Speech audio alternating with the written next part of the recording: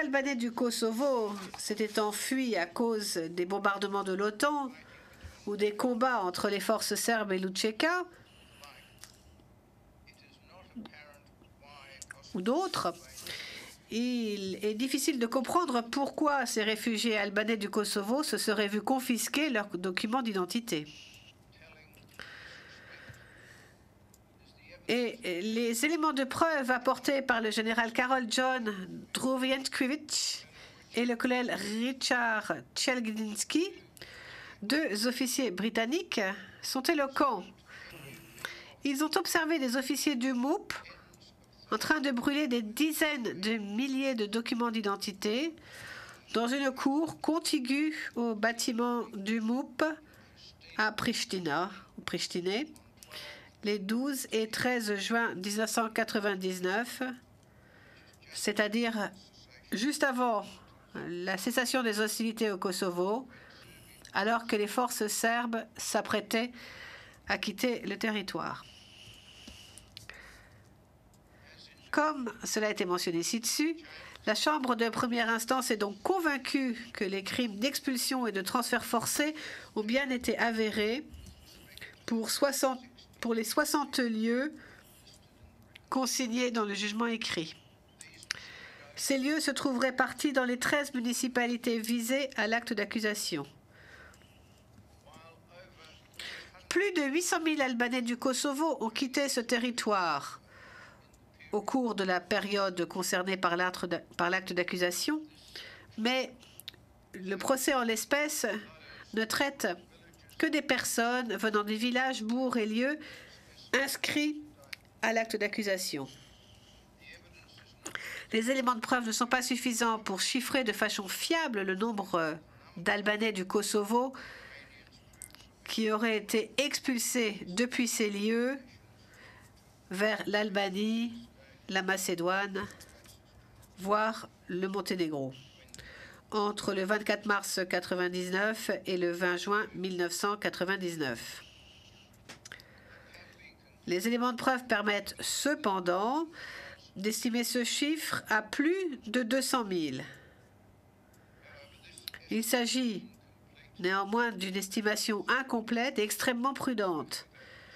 Le vrai chiffre est très certainement beaucoup plus élevé.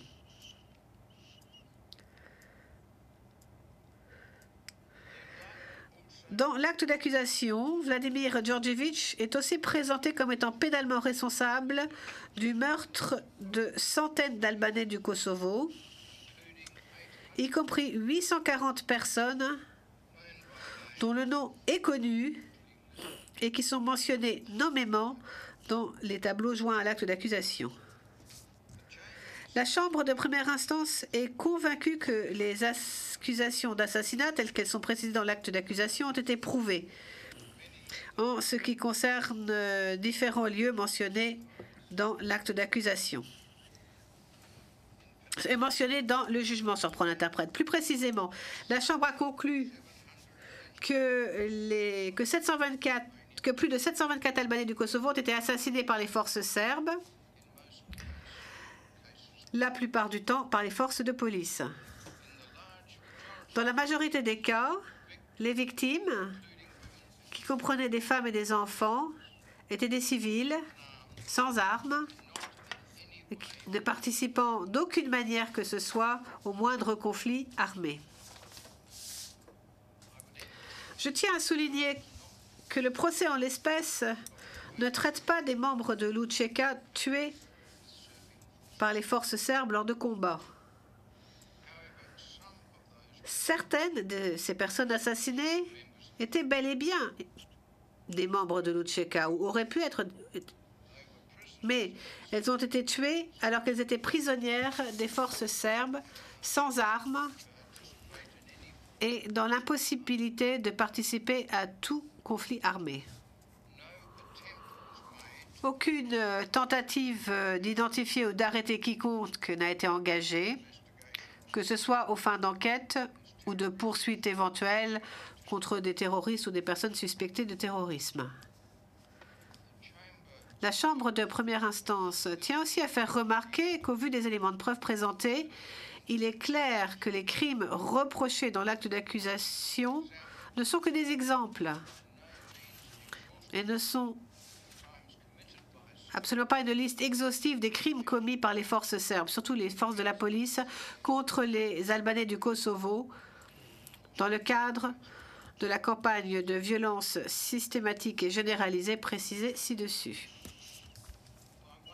À titre d'exemple, je vais vous en donner 3. Aux environs du 26 mars 1999, environ 114 hommes et garçons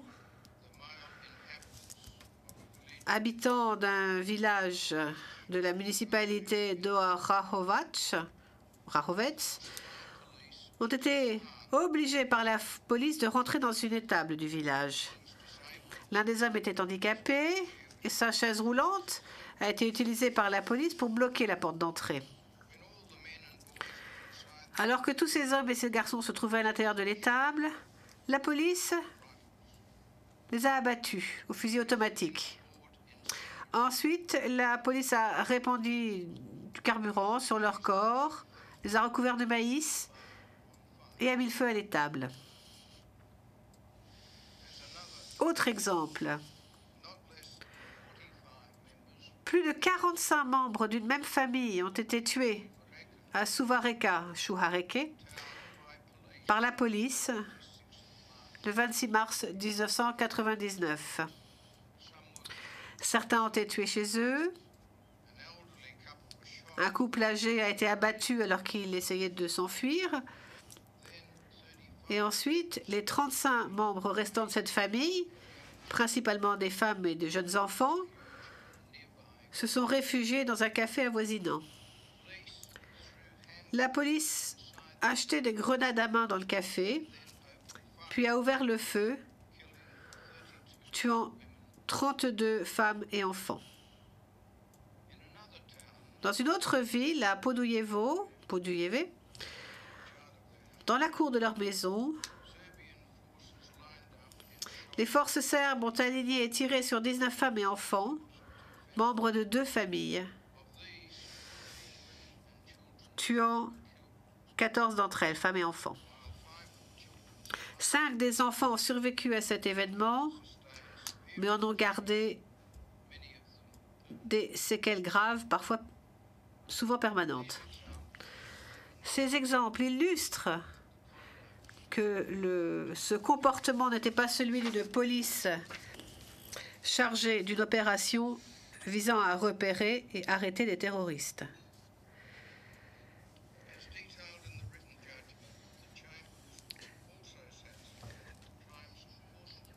La Chambre de première instance est aussi convaincue que les crimes de transfert forcé, d'expulsion et d'assassinat avérés dans le jugement et détaillés dans celui-ci ont été commis dans l'intention d'exercer une discrimination envers la population albanaise du Kosovo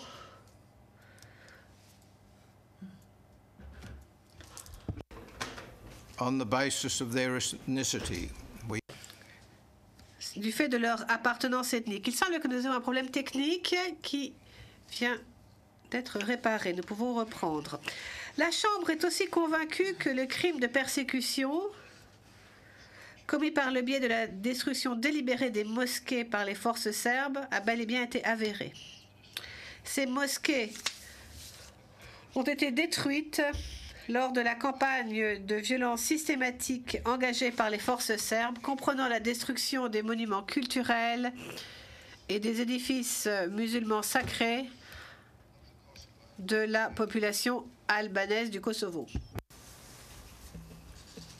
While the chamber has found, bien que la Chambre ait constaté l'existence de violences sexuelles, il n'a pas été avéré que les auteurs avaient agi avec l'intention de discriminer. L'intention de discriminer est un élément essentiel qui doit être prouvé. Par conséquent, l'accusation de persécution commise par les violences sexuelles n'a pas été avérée.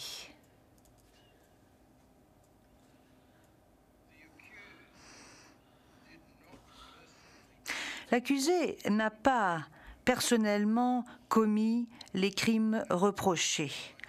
Ces crimes ont été commis par des forces serbes, dont beaucoup étaient des membres de la police placés sous son commandement. Toutefois, le procureur a allégué, en s'appuyant sur plusieurs éléments, que l'accusé était responsable pénalement pour la commission de ces crimes. Dans ce résumé, la Chambre va mentionner brièvement 3 de ces éléments constitutifs pour la responsabilité pénale, à savoir l'entreprise criminelle commune, le fait d'aider et d'encourager les crimes et la responsabilité du supérieur hiérarchique. Dans l'acte d'accusation, une allégation fondamentale est dressée à l'encontre de l'accusé, à savoir qu'il a participé à une entreprise criminelle commune ou encore un plan commun qui, comme cela a été indiqué un peu plus tôt, avait pour objectif allégué la modification de l'équilibre ethnique au Kosovo. Cet objectif devait être atteint par des moyens criminels s'inscrivant dans le cadre d'une campagne généralisée ou systématique de terreur et de violence contre les Albanais du Kosovo et qui incluait les crimes reprochés. L'accusé a nié l'existence d'un tel plan commun fomenté par un groupe de personnes dont il faisait partie. La défense avance que lorsque des crimes ont été commis au Kosovo pendant la période retenue par l'acte d'accusation, il s'agissait d'incidents isolés commis par des forcenés. Comme cela a été déjà mentionné, la défense soutient que toute action coordonnée de la VJ et du MOUP en 1998 et 1999 visait seulement les forces terroristes et était de ce fait légitime conformément au droit coutumier international. La Chambre n'a pas pu accepter ces arguments. Alors que des opérations qui ont abouti à la mort de certains Albanais du Kosovo aient pu être menées à bien sous couvert d'opérations antiterroristes et aient pu constituer l'un des objectifs, les moyens de preuve démontrent clairement et de façon catégorique que ces opérations ne se limitaient pas aux membres de l'UÇK. La nature des crimes qui ont été avérés et les circonstances dans lesquelles ces crimes ont été commis prouvent de façon claire que la population albanaise du Kosovo était la cible de cette campagne. La Chambre de première instance a conclu que, en règle générale, les opérations visaient à terroriser la population civile albanaise du Kosovo dans les villes, agglomérations et villages. Pour parvenir à cette fin, plusieurs moyens ont été utilisés, tels que le pilonnage de zones peuplées à l'aide d'armes lourdes, le fait que la population a été terrorisée par des menaces, des violences et des meurtres et assassinats, le fait que les biens des civils albanais du Kosovo ont été incendiés et leurs villages détruits. La population civile ou les membres de cette population qui n'avaient pas été tués ont souvent été contraints de quitter leur foyer, village ou ville. Dans la plupart des cas, ils ont été forcés de se joindre à d'autres pour être transportés de l'autre côté d'une frontière avoisinante, où ils ont été contraints de joindre les colonnes de personnes déplacées que les forces serbes dirigeaient par-delà les frontières. L'ampleur et la coordination des actions des forces serbes confirment l'existence d'un plan commun. Le plan commun nécessitait l'accord et la participation des dirigeants politiques de la RFY et de la Serbie, des dirigeants de la VJ, notamment du corps présent au Kosovo, et des dirigeants du MOUP, notamment de son état-major au Kosovo. Pour des raisons énoncées dans le jugement écrit, la Chambre est convaincue que les personnes exerçant ces fonctions ont agi de concert afin de mettre en œuvre l'entreprise criminelle commune. Parmi le noyau dur de ce groupe de personnes, la branche politique comprenait Slobodan Milošević, président de la République fédérale de Yougoslavie, ainsi que Nikola Šajnović, vice-premier ministre de la RFY et responsable du Kosovo.